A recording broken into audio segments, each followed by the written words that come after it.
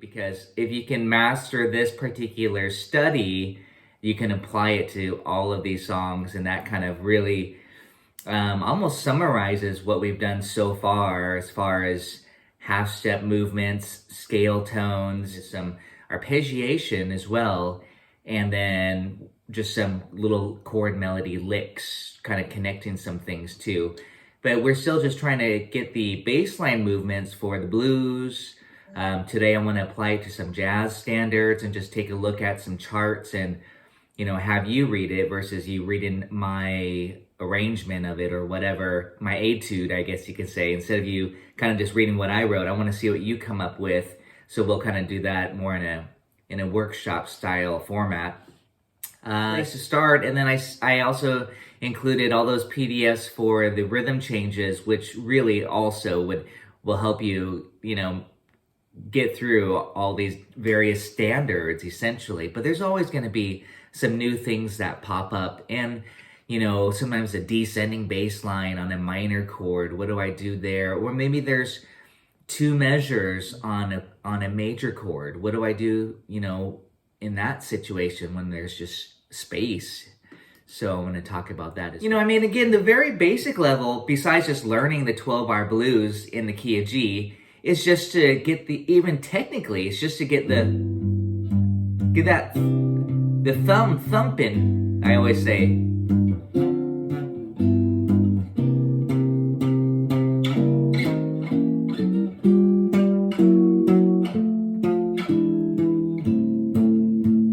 Even before we quote walk the bass,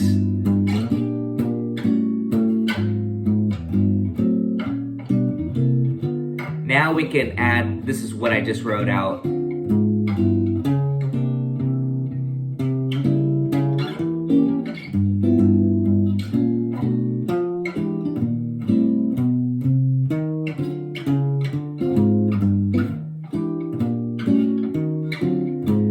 Well, some variations. And again, the very basic level, besides just learning the 12-bar blues in the key of G, is just to get even technically, it's just to get the thumb thumping, I always say.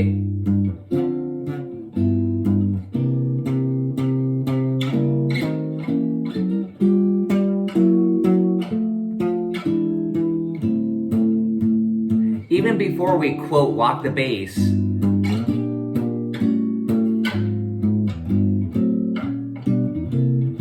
now we can add, this is what I just wrote out.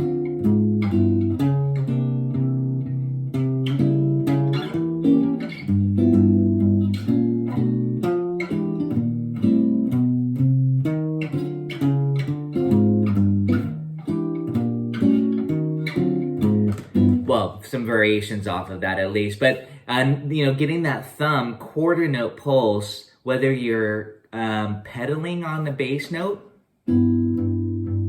See, I think a lot of people often think like walking bass line literally needs to have a moving part, but it doesn't. When you listen to a lot of bass lines, it might just be static on one note, G, G, G, G, or root fifth. It could be, it doesn't have to be necessarily an scale or an arpeggio. It could just be even on one note. Again, that's the idea. Is everyone getting this kind of thumping thing happening? I think that's a very important aspect that I didn't want to overlook, even just on a technical level. This is just a basic blues. And then we jazz it up, adding some comping rhythms, 2/5s, diminished subs, chromatic walk downs. So hopefully again, those concepts you're getting that, I got to get that thumb thumping, because that's a big part of this style. Of course, it doesn't have to be constant when you're actually listening. That's why I keep referring to someone like Joe Pass. He'll break it up. He'll throw in little licks and little riffs, and then come back to the walking bass line. So it's nice to mix it up. And next time I'll probably actually have a few licks and examples for you to try out that includes some of those solo lead lines as well. I'll keep it pretty playable and pretty tame. So,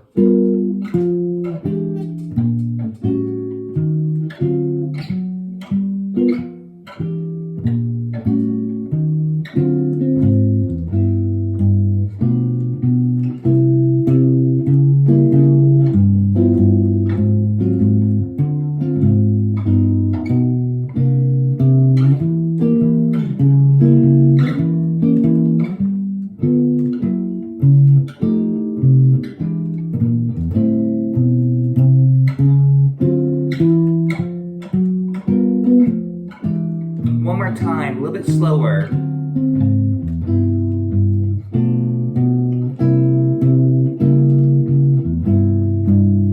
2/5,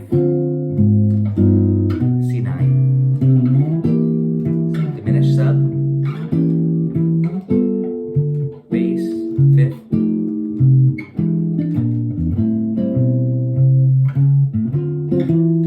turn around.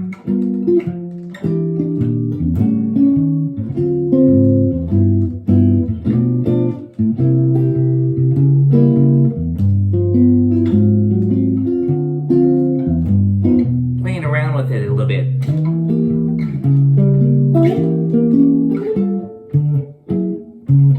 Articulation.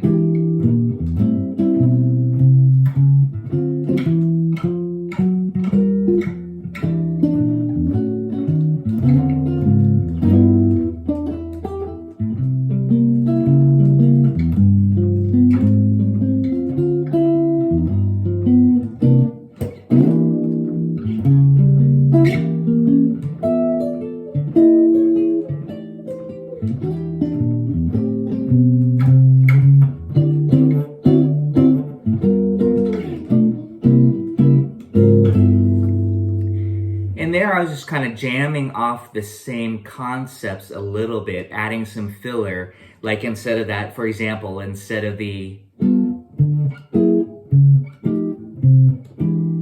I went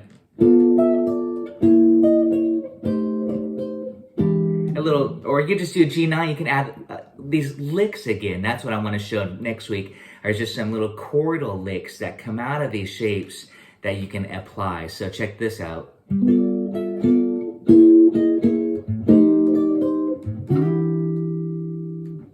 That's G9. Parallel. We love these parallel movements. And then E7 sharp 9. Little sharp 9, flat 9. I'm not worried about the bass, the B flat at that point. I'm more concerned about getting some melody in there. And then on that A minor. And then here I went to a D sus, D9 sus4. Which is a pretty color. That's basically C triad against the D bass. And then a little blues turnaround. And that was just like, again, the first two measures. G, B, C, C sharp, dim, da-dum. And that was, again, the half step A flat 13. I'm actually adding the 9 on for color. Then a little blues lick, of course. You want to throw in those bluesy phrases. That's what I started to do.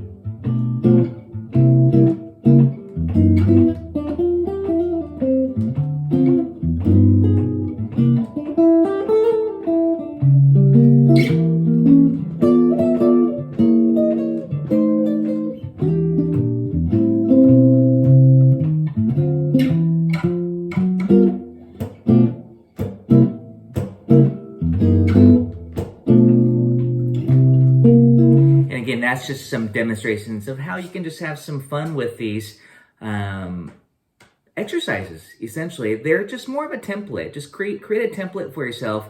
You know, keep your eye on the movements there, and then make sure. In this case, I was throwing in blues licks at certain points. And again, I'd like to talk more about that next time. Today, we'll continue on with the bass line studies of it all.